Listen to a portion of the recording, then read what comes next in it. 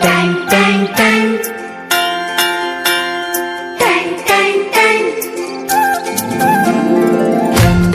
व्यासपीठावरील सर्व मान्यवर मंडळी, तसेच या ठिकाणी उपस्थित असलेले सर्व केंद्रांचे केंद्रप्रमुख, सर्व शाळांचे मुख्याध्यापक व माझ्या शिक्षक बंधू आणि भगिनींनो, सर्वांना माझा प्रेमाचा नमस्कार. मी श्रीमती सविता सदाशिवाडा, जिल्हा परिषद प्राथमिक शाळा जांभूळपाडा.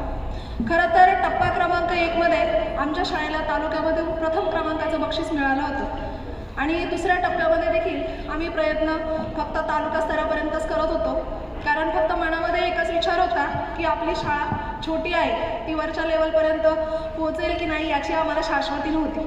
परंतु खरोखरच आपल्या तालुक्याचे अधिकारी वर्ग असतील, आमचा गाव असेल, आमच्या गावातले सर्व गावकरी असतील आणि आमचे विद्यार्थी असतील, तसेच आमच्या शिरसगाव केंद्रातील सर्व शिक्षक, बिटातील शिक्षक आणि तुम्ही तालुक्यातील सुद्धा कुणी ना कुणी फुल ना फुलाची पाकळी म्हणून आम्हाला प्रत्येक वेळेस मदत केलेली आहे, आमच्यावर कौतुकाची थाप दिलेली आहे आणि त्याचमुळे की काय माहीत नाही, परंतु आम्ही विभागापर्यंत पोहोचू शकलो. हा प्रवास खरं तर खूप छोटा नव्हता, हा विभागापर्यंत पोहोचण्याचा प्रवास फार मोठा होता. त्यासाठी फार मेहनत घ्यावी लागणार होती. आम्ही तालुक्यापर्यंत यासाठीच विचार करत होतो की चला आदल्या वर्षी आपल्याला 3 लाखाचं बक्षीस मिळाले आणि ह्याही वर्षी 3 लाखाचं बक्षीस जर मिळालं तर कदाचित 6 लाखामध्ये आपण आपली शाळा चांगल्या प्रकारे डेव्हलप करू शकतो, एवढीच आमची माफक अपेक्षा होती. परंतु जेव्हा पत्र पडलं, ज्या शाळेला आदल्या वर्षी तालुक्यामध्ये प्रथम क्रमांक मिळालेला आहे, ती शाळा तालुक्याला प्रथम क्रमांकासाठी ग्राह्य धरली जाणार नाही. मग त्यावेळेस आम्ही विचार केला.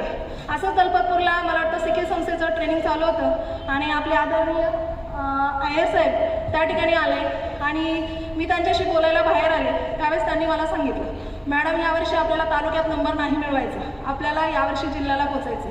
कदाचित त्यांचे हे 2 शब्द माझ्यासाठी प्रेरणादायी ठरले असावेत आणि मी शाळेत जाऊन आमच्या सरांना ही गोष्ट सांगितली की आपल्याला साहेबांनी सांगितलंय यावर्षी तालुक्यातनी जिल्ह्यासाठी प्रयत्न करायचे. खरोखरच आम्ही त्या दिवसापासून मेहनतीला लागलो आणि त्या मेहनतीचं यश विभागापर्यंत पोहोचू शकलो. हा प्रवास जरी छोटा नसला तरी या प्रवासासाठी खूप सारी मेहनत घ्यावी लागली आहे.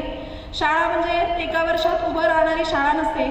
7 वर्ष झाले आम्ही दोघेही त्या शाळेवर काम करतोय आणि आज जी शाळा उभी आहे ती 7 वर्षाचं फळ आहे. या 7 वर्षामध्ये जे शाळेमध्ये बदल घडलेले आहेत त्यासाठी आम्हाला वेगवेगळ्या संस्थांनी फार मोठी मदत केलेली आहे.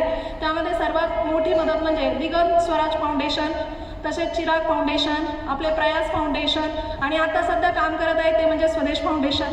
या प्रत्येकाने आम्हाला वेगवेगळ्या सुविधांच्या मार्फत मदत केलेली आहे. आता सध्या शाळा सर्व भौतिक सुविधांनी सज्ज आहे आणि प्रत्येक शाळेमध्ये एक परसबाग हा उपक्रम आपण राबवतो. त्या परसबागेसाठी आम्ही आता सध्याच 3 गुंठे जागा लोकसहभागामधून घेतलेली आहे आणि त्याच्यावर सुंदर अशी परसबाग देखील फुलवलेली आहे. आमची शाळा साहेब जर बघायला आला तुम्ही तर ही शाळा अक्षरशः खडकावर उभी आहे, परंतु त्या शाळेत आम्ही भरपूर सारी माती टाकून त्या शाळेवर सुंदर असं गार्डन तयार केलेलं आहे आणि परसबाग सुद्धा खडकावरच उभी आहे. त्यात पूर्ण माती टाकून परसबाग त्या ठिकाणी तयार केलेली आहे. तसंच बाकीच्या सुविधांमध्ये सुद्धा शाळेला मागे ठेवलेलं नाही. तालुक्याचं 3 लाखाचं बक्षीस मिळाल्यानंतर शाळेमध्ये भरपूर सारे आम्हाला बदल करता आले आणि हे बदल करण्यासाठी खरोखरच आम्हाला तुमच्या सर्वांचीच खूप मोठी मोलाची साथ लाभलेली आहे आणि त्याच्यात सगळ्यात मोठा वाटा जो आहे तो म्हणजे आमच्या जांभूळपाडा गावचा लोकांचा आहे. कारण कोणत्याही परिस्थितीत आम्ही जेव्हा त्यांना हाक मारतो तेव्हा ते आमच्यासाठी हजर राहतात. कोणतेही काम असो, अवघ्या 40 दिवसामध्ये एक वर्ग खोली श्रमदानातून पूर्ण केली. आम्हाला प्रयास फाउंडेशनने फक्त जे मटेरियलसाठी पैसे लागतील तेवढे पैसे दिले होते, पण अवघ्या 40 दिवसामध्ये या लोकांनी ती खोली श्रमदानामधून उभी केली. त्या खरोखरच गावकऱ्यांचा आम्हाला सार्थ अभिमान वाटतो. आज काही कारणास्तव ते गावकरी आमच्यासोबत येऊ शकले नाही, परंतु त्यांचा अभिमान नेहमीच आमच्यासोबत आहे.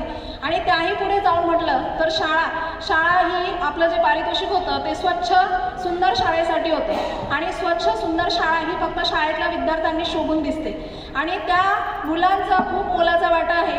ही शाळा स्वच्छ आणि सुंदर ठेवण्यासाठी त्या मुलांनी खूप मेहनत घेतलेली आहे. प्रत्येक ठिकाणी मुलांना शिस्त असणं, आपला कागद आपण डस्टबिनमध्येच टाकणे, ह्या गोष्टीपासून कुठेही काही काम असो मुलं नेहमी तयार राहायची. पहिल्या वर्षी 3 लाखाचं बक्षीस मिळाल्यानंतर आम्ही त्यांना म्हटलो, आता 5वीचे मुलं निघून गेले, त्यांनी 3 लाखाचं बक्षीस मिळवलं, आता तुम्हाला पुढचं बक्षीस मिळवायचं. ती मुलं तेवढ्याच जोमाने आम्हाला त्यांनी साथ दिली आणि आज आम्ही विभाग स्तरापर्यंत पोहोचलो. या विभाग स्तरापर्यंत पोहोचण्यासाठी आम्हाला सर्वांनीच खूप मोलाची साथ दिली. त्याबद्दल सर्वांचेच खूप मनापासून धन्यवाद. मी माझे 2 शब्द संपवते. जय हिंद.